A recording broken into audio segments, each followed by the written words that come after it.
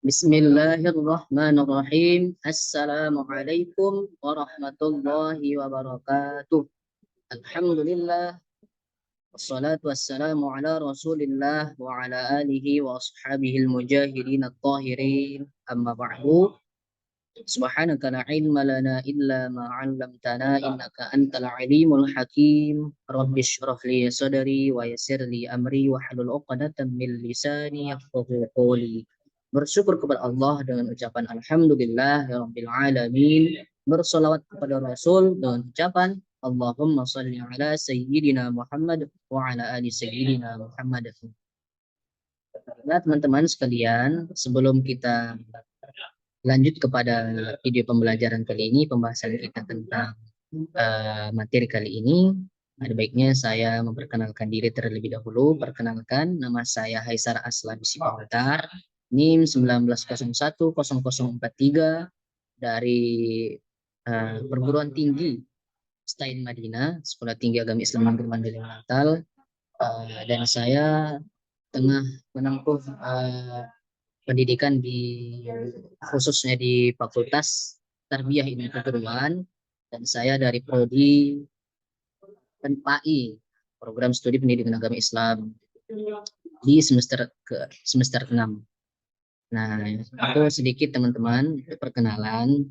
Nah, di sini teman-teman kita akan membahas tentang hadas. Nah, hadas, ada hadas besar dan hadas kecil. Hadas kecil dan hadas besar. Nah, itu pembahasan kita tentang kali ini, teman-teman.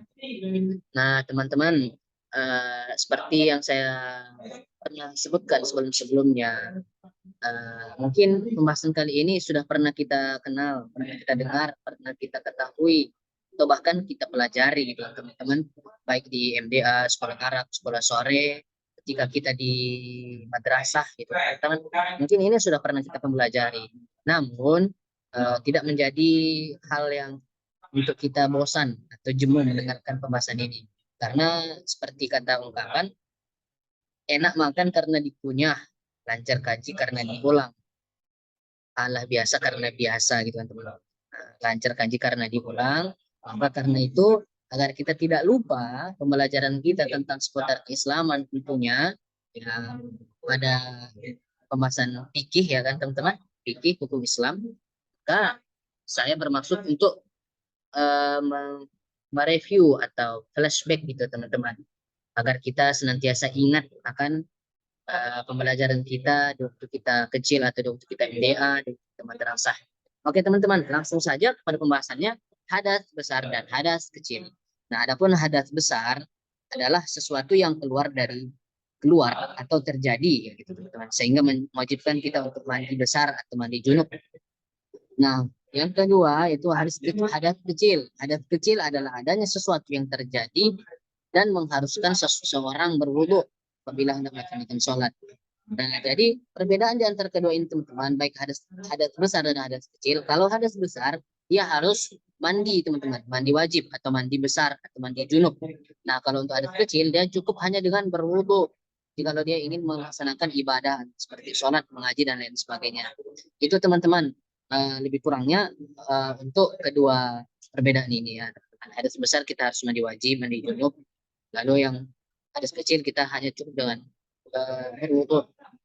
Nah, sebelum kita jauh teman-teman ke slide selanjutnya, saya ingin juga mengingatkan bahwasanya kita harus mampu dan memahami perbedaan hadas dengan najis ya teman-teman. Nah, kalau najis secara pembagian ada 3, itu najis mukhaffafah, ringan, najis mutawassithah, pertengahan atau sedang, lalu ketiga najis mughalladhah atau berat. Lalu yang ini hadas hanya ada 2, itu hadas besar dan kecil. Hadas kecil ya besar, kecil besar. Jadi itu secara pembagiannya teman-teman, najis dan hadas. Jadi teman-teman, dan kita dapat membedakan apa itu hadas dan apa itu najis ya teman-teman. Lalu yang selanjutnya macam-macam hadas besar. Macam-macam hadas besar, yang pertama itu bersetubuh, itu hubungan suami istri. Lalu yang kedua, keluar mani baik karena mimpi atau maupun yang lain-lain. Lalu yang ketiga nifas, yang keempat keluar darah haid, yang kelima atau terakhir meninggal dunia. Nah, teman-teman, jadi di antara kelima poin ini, baik dia poin pertama, dua, tiga, empat, dan lima, harus dia mandi, teman-teman, atau mewajibkan dia mandi junub. Cara untuk mensucikannya dia harus mandi wajib atau mandi junub. Jadi salah satu dari poin yang ini, maka kita harus mandi wajib, teman. Jadi kalau tidak ada poin-poin yang kelima ini, maka kita tidak diwajibkan untuk mandi.